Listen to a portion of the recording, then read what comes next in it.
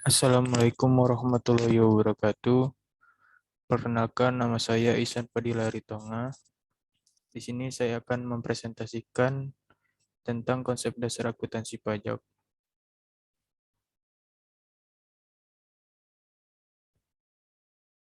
Pengertian akuntansi pajak. Akuntansi pajak merupakan bagian dalam akuntansi yang timbul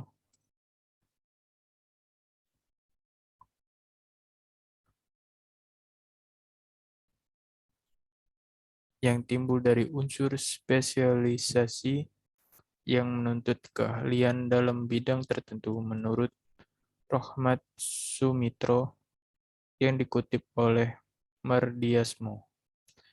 Pajak adalah iuran rakyat kepada kas negara berdasarkan undang-undang yang dapat dipaksakan dengan tiada mendapatkan imbalan jasa, timbal, kontraprestasi yang langsung dapat ditunjukkan dan digunakan untuk membayar pengeluaran umum.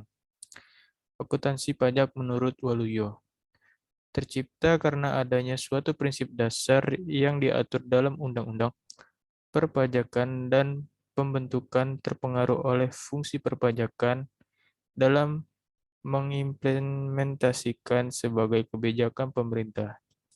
Sisi akuntansi komersial sebagai prinsip-prinsip dasar yang digunakannya bersifat netral, tidak memihak terhadap produk-produk yang dihasilkan oleh akuntansi. Oleh karena itu, prinsip-prinsip dasar akuntansi dapat digunakan untuk berlaku bagi akuntansi pajak. Hanya memang dapat karakteristik dan tujuan pelaporan keuangan fiskal yang berbeda. Sedangkan menurut Supriyanto, menjelaskan bahwa akuntansi pajak merupakan dua kata yaitu akuntansi dan pajak. Akuntansi adalah suatu proses pencatatan, penggolongan, pengikhtisaran suatu transaksi keuangan dan diakhiri dengan suatu pembuatan laporan keuangan. Sedangkan pajak adalah iuran atau pungutan wajib yang dipungut oleh pemerintah dari masyarakat untuk menutupi pengeluaran rutin negara dan biaya pembangunan tanpa batas jasa yang dapat ditunjukkan oleh langsung. Maka dari itu, akuntansi pajak adalah suatu proses pencatatan, penggolongan, dan pengiktisaran suatu transaksi keuangan kaitannya dengan kewajiban perpajakan dan diakhiri dengan pembuatan laporan keuangan fiskal sesuai dengan ketentuan dan peraturan perpajakan yang terkait sebagai dasar pembuatan surat pemberitahuan tahunan. Sejarah perkembangan akuntansi pajak.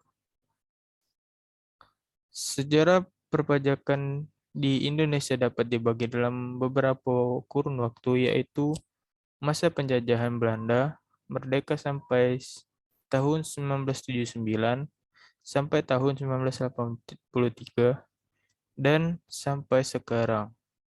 Peranan akuntansi atau pembukuan dapat dalam perpajakan sejalan dengan sejarah perpajakan di Indonesia. Pada masa penjajahan Belanda, sistem perpajakan menekankan fungsinya pada segi pemasukan keuangan. Untuk keperluan penjajah, jumlah pajak terutang sepenuhnya ditentukan oleh aparat pajak, memiliki wewenang sangat besar. Dengan demikian, peranan akuntansi atau pembukuan dalam perpajakan sangat lemah. Setelah Indonesia merdeka pada tahun 1967, diperkenalkan sistem pemungutan pajak yang dikenal sistem menghitung pajak sendiri, MPS, dan menghitung pajak orang lain, MPO. Dengan Undang-Undang Nomor 867, Peraturan Pemerintah Nomor 11 Tahun 1967. Sistem pemungutan pajak dalam cara yang baru ini termasuk sistem self-assessment melalui Impres Nomor 6 Tahun 1967 yang dikenal dengan Paket 27 Maret 1967 dan Keputusan Menteri Keuangan Nomor 108 garis miring KMK garis miring 077 garis miring 79.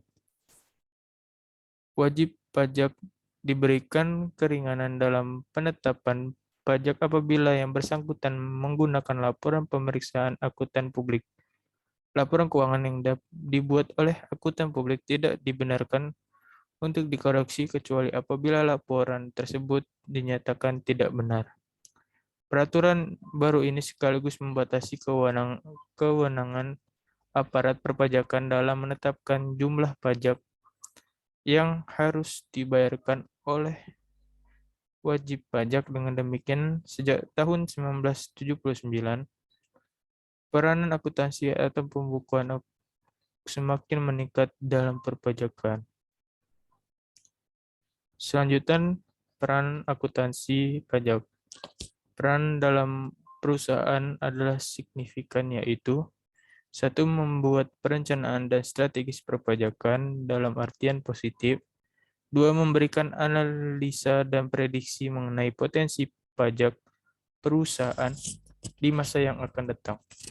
Ketiga, untuk menerapkan perlakuan akuntansi atas kejadian perpajakan mulai dari penilaian, penghitungan, pencatatan atas pajak, dan dapat menyajikan di dalam laporan komersial maupun laporan fiskal perusahaan.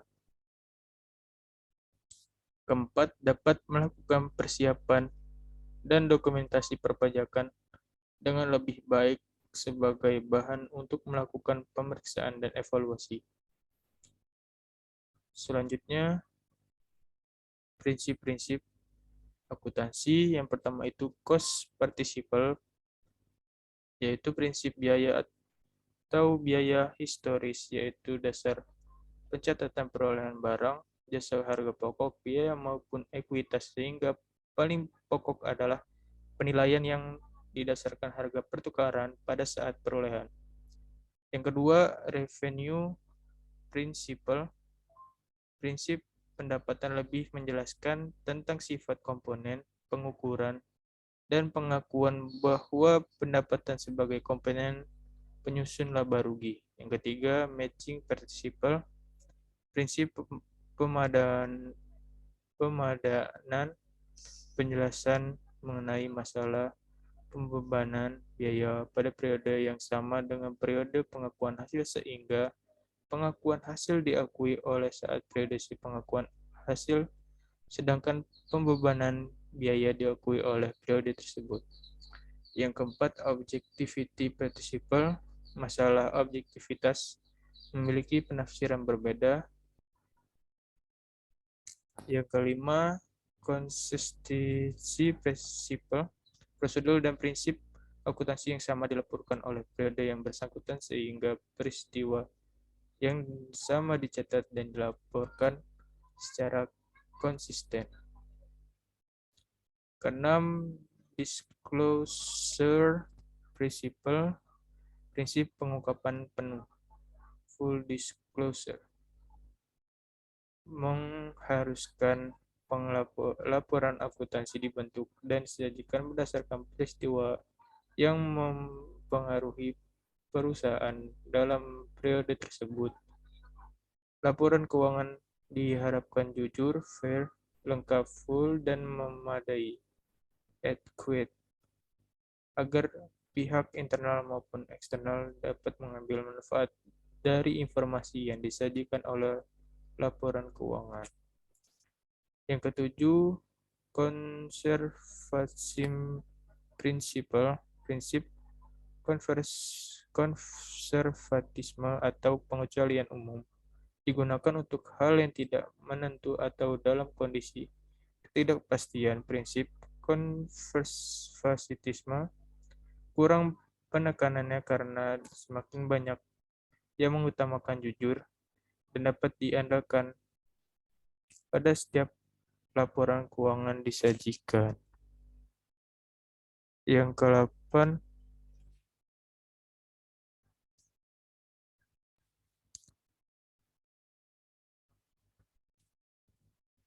Materiality Principle menurut APB Statement Nomor 4, prinsip materialisme mengandung arti bahwa laporan keuangan hanya menyangkut informasi yang dianggap penting material dalam mempengaruhi penilaian.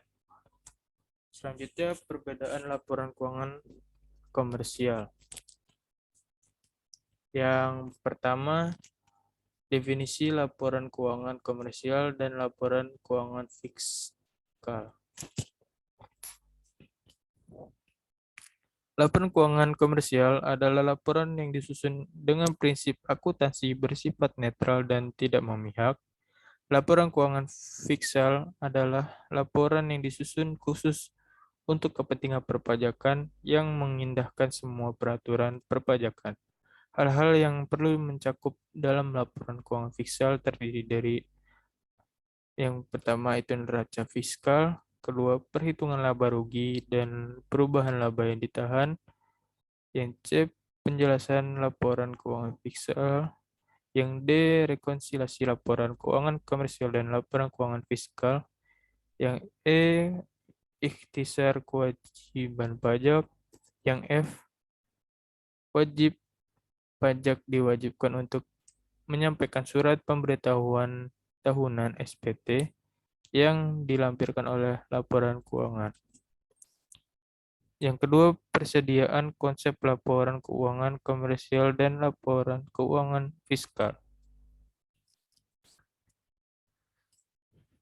Perbedaan konsep laporan keuangan komersial dan laporan keuangan fiskal terdapat pada perbedaan konsep penghasilan income menurut IAI adalah manfaat ekonomi selama satu periode dalam bentuk pemasukan atau penambahan aset atau penurunan kewajiban yang mengakibatkan kenaikan ekuitas yang tidak berasal dari kontribusi penanaman modal.